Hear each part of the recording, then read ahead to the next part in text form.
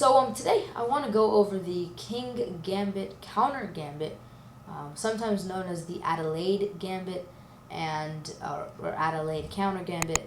And the King's Gambit isn't as common as maybe the Queen's Gambit, but it definitely still is a valid choice for many players. And this is the King's Gambit right here on the screen, by the way. And it is important for you to understand maybe some of the positions that you want to maybe tempt your opponent into reaching as black against the King Gambit. So here you can capture, but the gambit that we're going to be talking about is not capturing and instead playing this move. And it looks reasonable. If captured, then obviously you're capturing back. And one move that you might see a lot of times actually is this. Just, you defended it, your whites are just going to attack it a little bit more. And now there may be a fairly solid move that's just, structurally sound is for example, this move like d6. Maybe even there's some ideas of playing f6, but I don't like this as much. But there are good ideas and alternatives. But my favorite move here is a very silly looking one, but it actually gives white a lot of ways to mess up. So before we get into the best move that white has, which is capturing this pawn, this is the only move white has. If white captures this pawn, and it looks like white can, right? You can't capture because the knight is defending it, so it looks like white can capture it, but white can't, by the way. Or if white captures with the knight, and again, it looks like white can. If you capture, then you capture back, but once again, white cannot. So there's two ways to mess up, and only one good move. So we'll go over kind of the things that you might see, and first we'll talk about the mistakes. So if white decides to capture this pawn, then it's probably, hopefully at least, very obvious what you want to do. You just take away the defender of this pawn, and after the knight moves, you can, number one, reclaim your pawn, but actually before that, there's a better move, which is just queen here to h4, and it's very nice move. And now, unless white wants to move their king, they're going to defend it with the pawn, in which case you can play here, and you're winning this pawn. There's no way to defend it. There's just no way to defend it. So you're going to be winning the pawn. If they try a move like this to defend it, like I said, there's no way to defend it because you can just take en passant, and after white captures back, you capture the pawn either with the queen or the knight. I prefer with the queen because it gives check, so you kind of make white, you force white to do something that looks like this, or move the king. And so white, if they offer a queen trade, you can take it. That's solidly okay. And then you can just continue normally, fianchettoing the bishop. And a lot of times you're going to be castling kingside, because a lot of times with the King's Gambit, you're going to be castling queenside, because a lot of times with the King's Gambit, also for white, by the way, but now also for you, especially when you play this move, this pawn structure is definitely not strong enough for protecting a king here, where the knight is right now. So you definitely want to castle queenside, which is what you're going to probably want to do, obviously. And now let's talk about if white takes with the knight, which again looks actually rather pleasing, but you simply capture back with your own knight, and after capture, again, really nice move here, and there's just no way to defend it. Here it's even more deadly, because if white moves their king, which seems alright, but if white moves their king, then you can capture the pawn back, and it's check. So after white moves, again, you can capture this pawn here, and you're up in material, and it's a very good position for you. If white blunders severely, which is this move, then you can capture this pawn and win the rook, actually, after king moves or queen protects or bishop protects something. If bishop protects it, you even capture it in checks, which is nice. But if anything else protects it, like the queen, then you capture the rook, and I mean, this is pretty winning. One more thing I want to mention, actually, if the king moves, then you can just continue hammering the king with more and more pressure, and it just looks good. They can play a move like this, but obviously you can just take, and you just continue hammering your opponent with more pressure on the king, and continue making the king, walk down the plank, basically. which is your goal in chess a lot of times. Now let's mention the good move that white has, because in chess it's very hard to force your opponent to play only bad moves. So a lot of times there are some very bad moves, but usually it comes with one good alternative.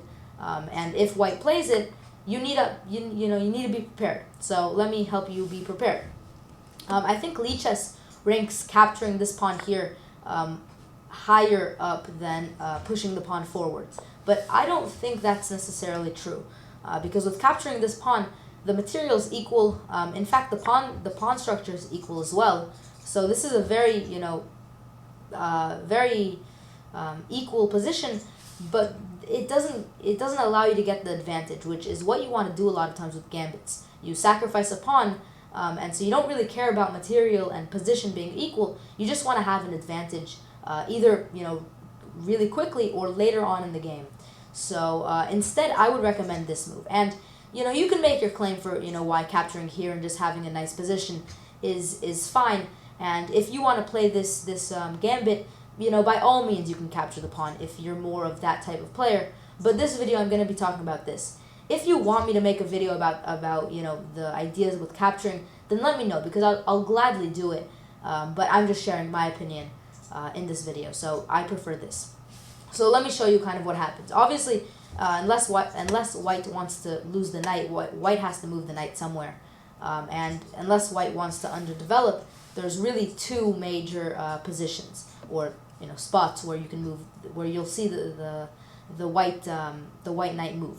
So one is here, and yeah, this looks great. If you capture, then white gets this back to normal structure, and although these pawns are very overly extended, it is still one pawn per file, which is a lot of times good. But actually, this is what you're gonna allow. You're gonna allow for the pawns to get undoubled, because actually now, like I said, these pawns are very it's very difficult to protect these pawns. And actually, you can play even queen here, and you're gonna win the pawn. There's no way for white to win the pawn, or to protect the pawn rather. The bishop is blocked, so the bishop can't move here. The queen can't protect it anyways. Nothing else can protect it. The knight here is missing, and even if the knight was here, then it wouldn't be able to, obviously, because of the pawn. And if you try and move like this, then once again you capture en passant, and if white captures back, you can capture here, and again it's a very nice check. So you never lose tempo. So this is one way. And after this, if they try and move like this, you can, or actually this will be pinning your spot, or your queen, so you can't capture this immediately, but eventually you're going to want to unpin, and if they don't capture your queen, then you'll always be having this idea of capturing the pawn back. So this pawn usually falls very quickly once this pawn is gone. Let's go ahead and show you what happens if white instead moves the knight here, because this is a little bit more tricky. And one thing that seems very natural is this move, and you protect the pawn, but this is a huge mistake, because what happens is that you allow this very dirty move from white, which I really enjoy seeing people as white play, because it's just so fun to trap. And as white, I know that I've actually reached this exact position and I've played this move, and it's very fun. So you need to make sure you're not going to allow your opponent to laugh at you like that, and you don't allow this, because this move is completely deadly. You can't play this move, or I mean you can, but after capture you can't capture back, because obviously this nice move here, they just win your rook. But if you don't capture back and play a move like this, then white can even just play this move, and it's check actually. So you're gonna have to respond. You can't just capture this. So you're gonna have to capture the queen, or you don't have to. You can move the king, but I mean that's just completely stupid. So you're gonna probably capture the queen, and then they not only take your rook, but they get the queen back. And I mean this is completely winning. It really is. So don't do this mistake. And as I'm gonna show you, there's gonna be one more little mistake that you can do. There are a couple of mistakes that you can do yourself playing this gambit, but there's many mistakes that your opponent can do. So you just have to be, cautious playing it. So what I would recommend, or the only good move really, is this move, and it's very nice. It protects your pawn, but it also stops the queen from coming here. Eventually, you're going to want to play this move, so the bishop's going to be targeting this. So it also stops the queen from going here, and eventually, once you do this move, the pawn will be more protected. So this knight is very strong in the core of your defense right here, just holding down your position.